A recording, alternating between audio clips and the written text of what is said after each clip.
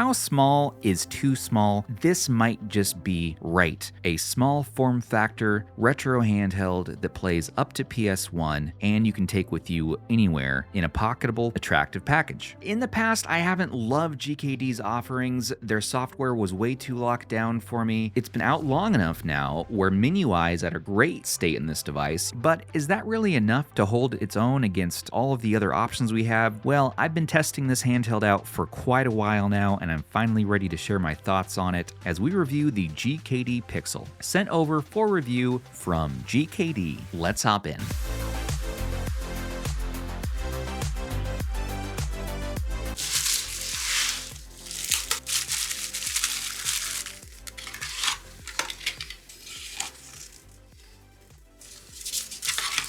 So this is super high quality metal that feels great in the hand. Sturdy, not too heavy, I would say. Nice ribbed backing there. Shoulder buttons are flat, but at least you get L2 and R2, which you did not get on the RG Nano. D-pad feels nice and tactile. Face buttons as well. They're definitely rubber membrane, but they're almost a rubber membrane clicky hybrid. They're highly tactile, but a little fatiguing on the hands. You have rubber membrane start and select, volume up and down, power button, menu button. On the bottom, we have USB Type-C, headphone out, and on the back here you have what looks like a place for a little lanyard to pop in and a micro SD card. The card that came with this here is a 64 gigabyte and minimal branding on the back, just says Pixel. The shoulder buttons up top are quiet clicky, which I like. It's a bit hard to grip this thing with two hands and find a comfortable spot for my hands, so it's not totally comfortable. I know Zoo really enjoyed it. Now, as far as specs go, CPU inside here is an Ingenic X1830, 128 megabytes of DDR2 RAM. For storage, you have that micro SD card. Display is a 2.4-inch 320 by 240 IPS LCD. Being a 4:3 screen means a lot of these retro systems are going to look great. Batteries coming in at a 1300 milliamp hour, which gets you roughly 4 to 5 hours of battery life. Weight is 107 grams. You have 3.5 headphone out, of course, USB Type-C. Operating system on here is a locked down proprietary version of Linux. You can load MinUI in here, which is great, and there is a mono speaker, which is down firing. On the side, battery indicator lights and very solid construction. I love the matte feeling of the cold metal. I love the different color options you get. You get green, there's also red, of course, black. There's this really sweet Eva model that's purple, also have blue, and it's available from various outlets, including Go Game Geek, which we have a 10% off coupon if you want to bring the price down. Otherwise, AliExpress, I've been seeing it wavering between 70 and 90. As far as the screen goes here, it's decent. I think the screen actually looks a little bit better on the RG Nano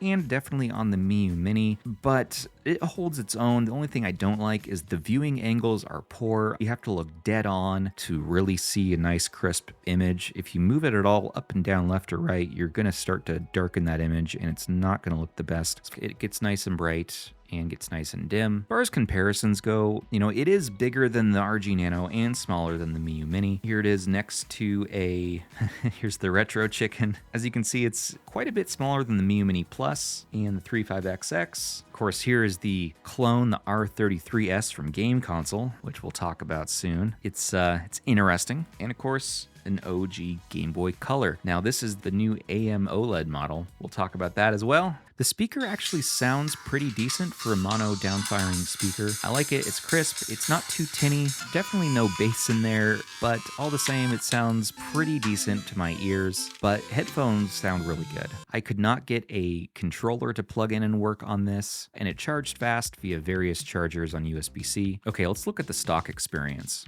So I like that there's an MP3 player.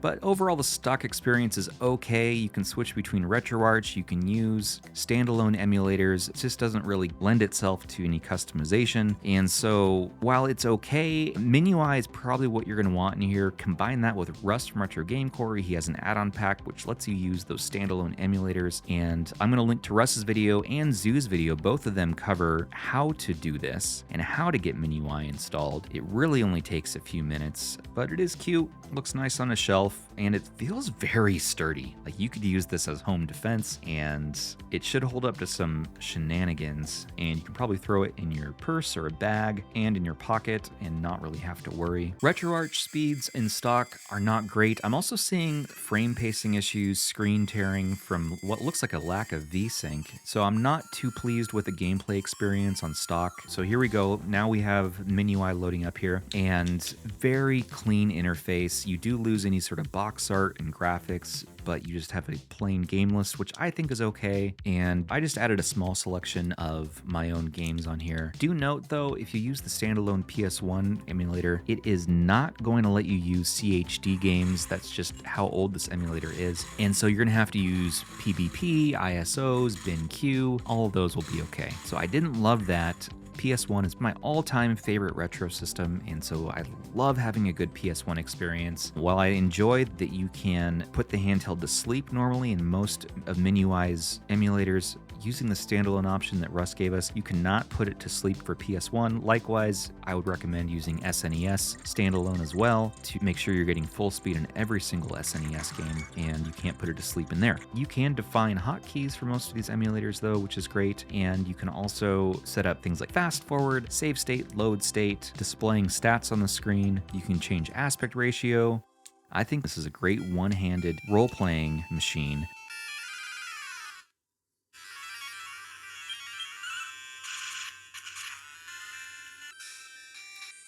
And I'm using it as an excuse to get through a promise that I gave to some friends that I would finish Star Ocean Blue Sphere for Game Boy Color, and it's been a couple years now, but maybe with this I can do it finally. Most systems felt pretty decent. You can turn it to the side for any shmups. Here's some arcade through Final Burn Alpha, and I thought that was kind of fun. While the buttons I find fatiguing, there's something satisfying about these face buttons. Likewise, the D-pad actually feels pretty good and responds well. Here I am doing some Hadoukens in Street Fighter Alpha 3. Not a lot to say about the other systems. I've tested all of the different ones you can play on here, and nothing really screaming at me that I want to call out. The only thing is on PS1, some games like Bloody Roar 2, Tekken 3, you are going to want to turn on the speed hack. So if you go into the menu, which you just push on the side here, all the emulators should bring up a menu when you do that. You push this button and you can go in here and then turn on the speed hack, and that's going to get you full speed, and you can go ahead and save that configuration either for the game itself or for the system overall. But again, you really should only need it for a few PS1 games that are not quite hitting 60 FPS. I did notice for Pico 8, some of those games didn't hit full speed, and so just be aware of that. But let's go ahead and wrap up and finish this out. Well, what did you guys think of the GKD Pixel? While I don't love it, I definitely like it, and I'm enjoying it more than the RG Nano, just because this is just a little too small to realistically use, especially now that I'm wearing glasses. But as far as realistically playing games and having a little bit bigger screen, yeah, I think the GKD Pixel is probably better fit, although for that size, I'm gonna go a little bit bigger and play on a MinUI Mini.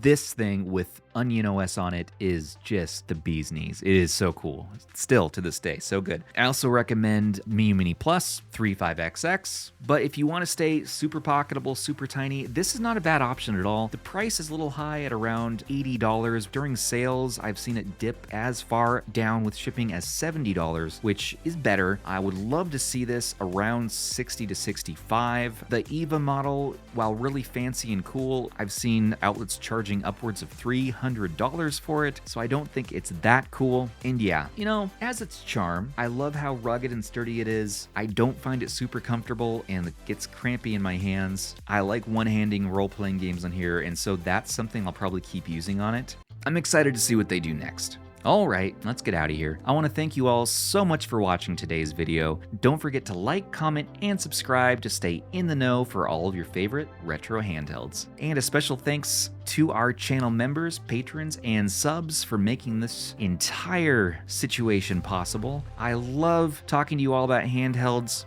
and hanging out on the podcast every week. Perks start for as little as $3 a month with us. Don't forget to check out our other videos. Join us on our Discord to chat and play games. As always, this has been Stubbs. Until the next one, take care of those handhelds and each other.